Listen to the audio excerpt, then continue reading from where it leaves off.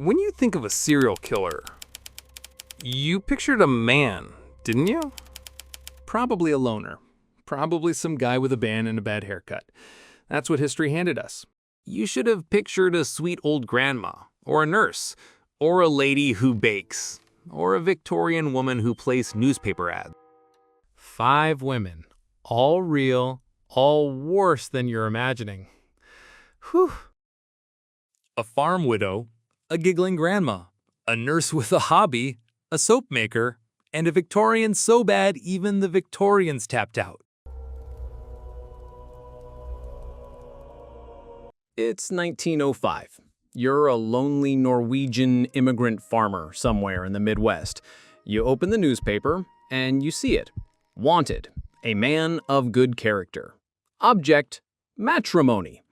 Adorable. You sell everything, pack your bags, you tell your family you found someone, and then you are never, ever heard from again. Because the woman who placed that ad was Belle Gunness. Born Norway, 1859, poorest family you can imagine. Youngest of 8 kids. At 18, a man kicked her in the stomach at a dance. That man died, mysteriously. She hadn't even left Norway yet, bro. Cool.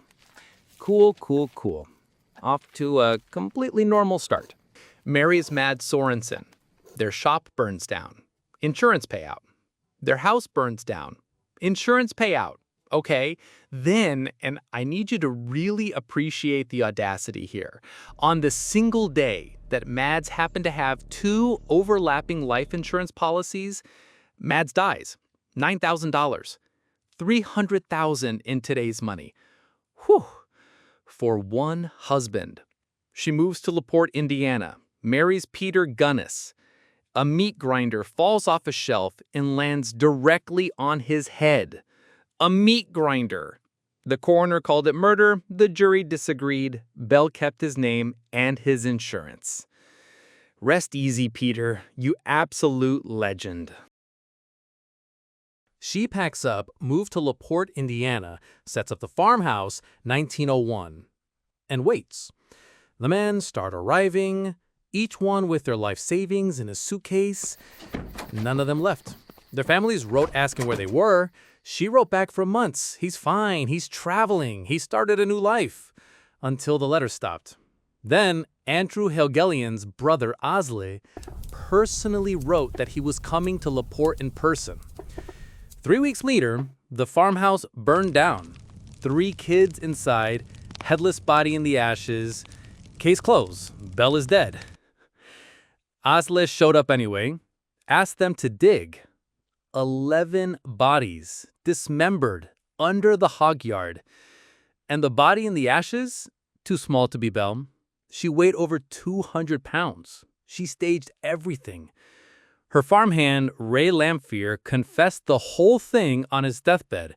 Belle planned the exit for months, brought a substitute body specifically for the fire, and escaped with thousands strapped to her body. People spotted her in Chicago, Illinois, California for decades.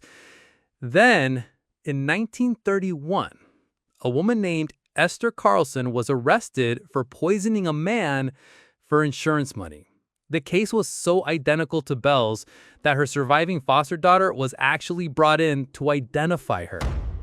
Esther died before the identification could happen. The question was never answered. Was never found.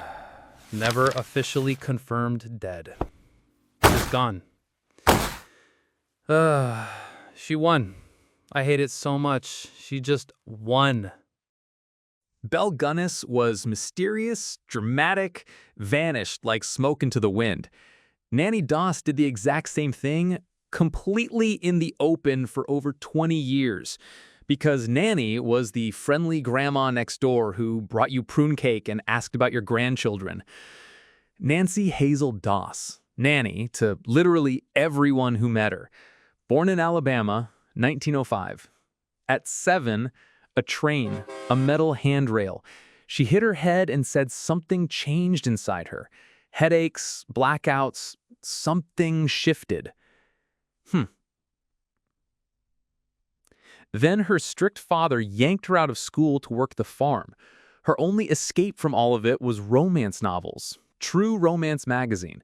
She built this whole fantasy, perfect man, perfect home, a love story straight off the pages.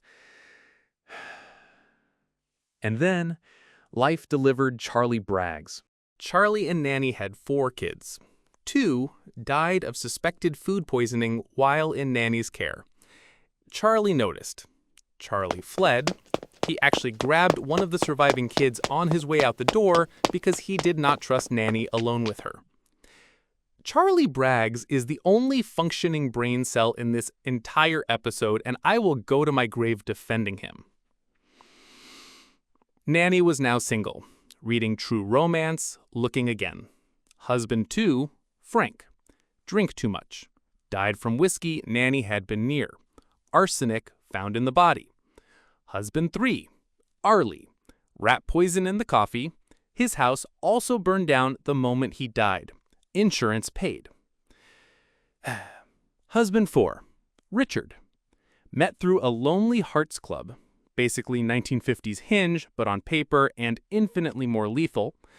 Charming, romantic, also completely broke. Dead within months. Back to the forms. She circles romantic, pauses on good TV habits. Circles it, uncircles it, circles it again. Husband 5, Samuel Doss. Stable, religious, paid his bills. One problem. He threw away Nannie's romance magazines and he controlled the TV remote. Samuel Doss did not survive the TV remote. I hope that remote was worth it, Samuel. Police brought Nannie in for questioning, and through the entire interrogation, she giggled. Through the full confession, through naming every husband out loud. Just sitting there giggling like she was recapping what she made for dinner. Investigators said it was one of the most disturbing things they had ever witnessed in their careers. The papers went absolutely wild. Grandma did what? Front page, every city. And when asked why, she told them, "I was searching for the perfect mate." 11 total suspected victims, 4 confirmed husbands, her own mother, her sister, 2 grandsons she was babysitting, all arsenic, all while attending church every Sunday without missing a single service. Life in prison, died of leukemia in 1965. Cheerful to the end, apparently. I genuinely don't know what to do with that. When you're in hospital, sick, scared, completely at someone else's mercy, you trust the nurses. They control what goes into your body. They're in your room at night when literally no one else is there. Jane Toppan was the nurse that every patient in the building requested by name. Her father, nicknamed Kelly the Crack by the entire neighborhood, which is already a red flag before we've even started, dragged Jane and her sister to an orphanage and walked away. She was 6 years old. Born Honora Kelly, Boston, 1857.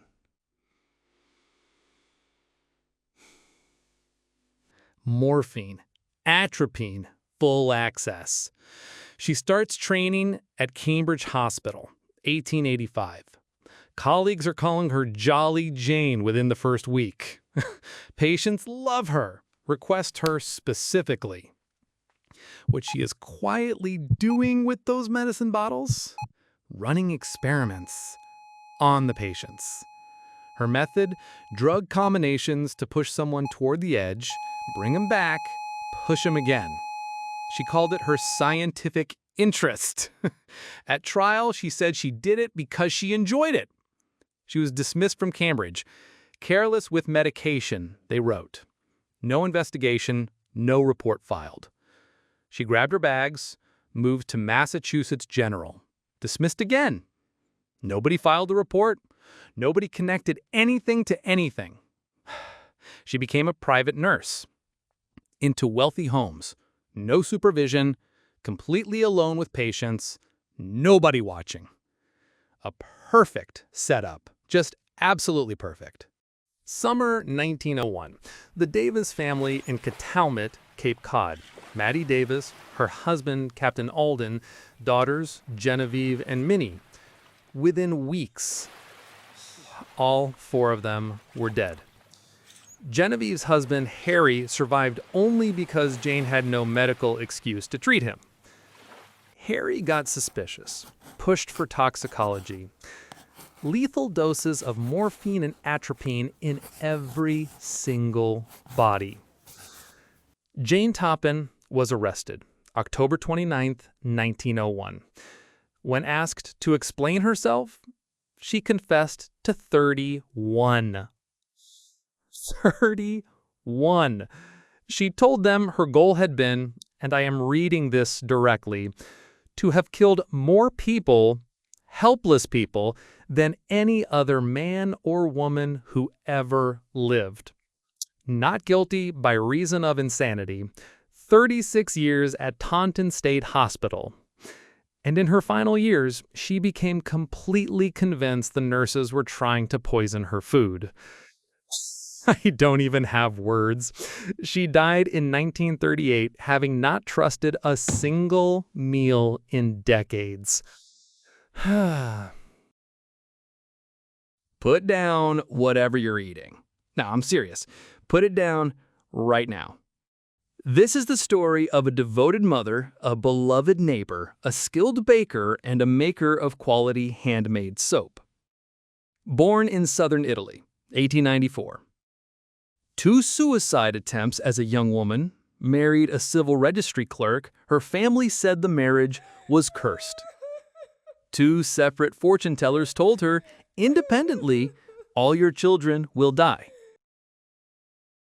17 pregnancies, 3 miscarriages, 10 children who died in infancy, 4 survived. She had a genuinely horrible life before a single thing in this story starts. I want you to hold that, and then I want you to remember that I told you to put your food down. 1939. Italy enters World War II. Her son, Giuseppe, gets called up to serve, and Leonarda, being a completely rational person, arrived at one very obvious conclusion. Human sacrifice. Obviously. She researched old books, candlelight. She took notes. She needed 3 souls offered in exchange for her son's safety. She had 3 neighbors who trusted her with everything. Each one lonely, each one desperate. Each one got the same message. I have incredible news for you. Come over privately, and please tell absolutely no one. Victim 1, Faustina Setti. Leonarda had found her a wonderful man in a town called Podi. Come over for wine first. Tell no one. Faustina never arrived in Podi. Victim 2, Francesca Soavi, a teaching job in Piacenza. Same wine, same outcome. Victim 3, Virginia Cacioppo, former opera soprano. Theatrical engagement in Florence. Virginia packed every single thing she owned. Virginia also had a sister-in-law who knew Virginia had gone to see Leonarda, who went straight to the police. Sensational oversight. Truly, truly sensational. What she did with the remains, and she described this at trial voluntarily in extraordinary detail. She dissolved the bodies in caustic soda and rendered them into bars of soap, which she gift-wrapped and handed out to the neighbors as presents. The neighbors used it, happily, while humming. She also used portions in a baking recipe. The tea cakes she described as good. That is literally the word she chose at trial under oath. Good.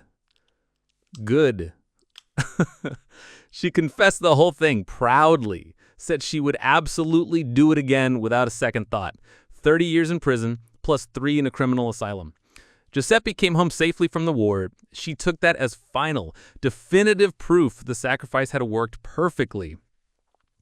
Her actual cooking pot is currently on display at the Museo Criminologico in Rome. A tourist photographed it last year. You know what?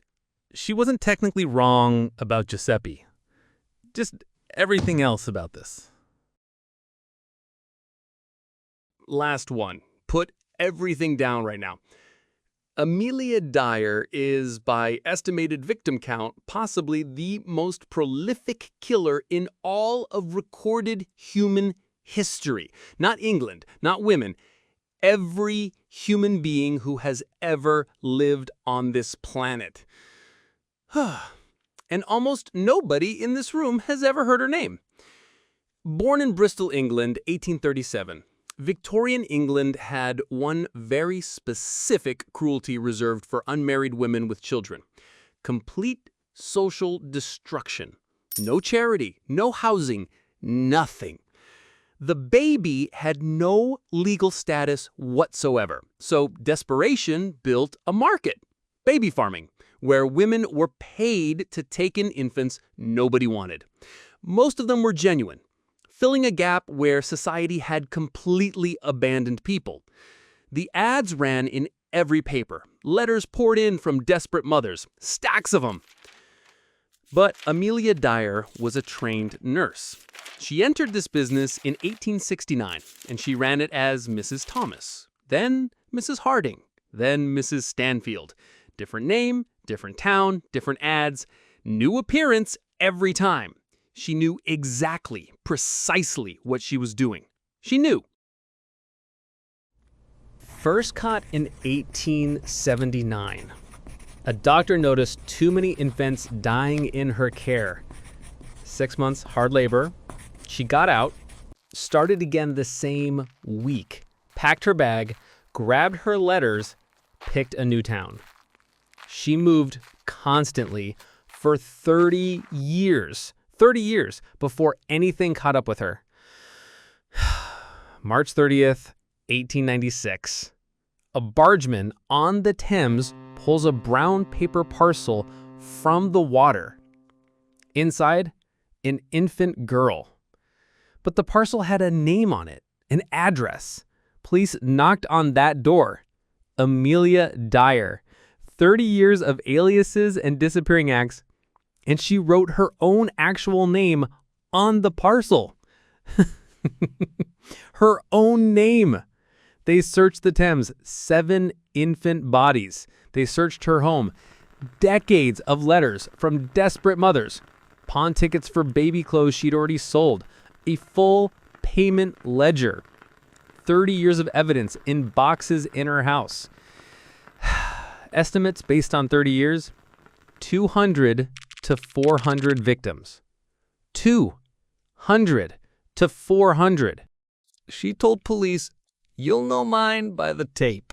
White tape. Specific white tape. They found it everywhere." Her trial lasted 4.5 minutes. The jury literally did not leave the room.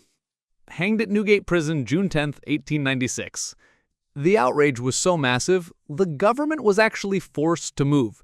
The Infant Life Protection Act of 1897, registration and inspections for childcare, came directly from that public fury.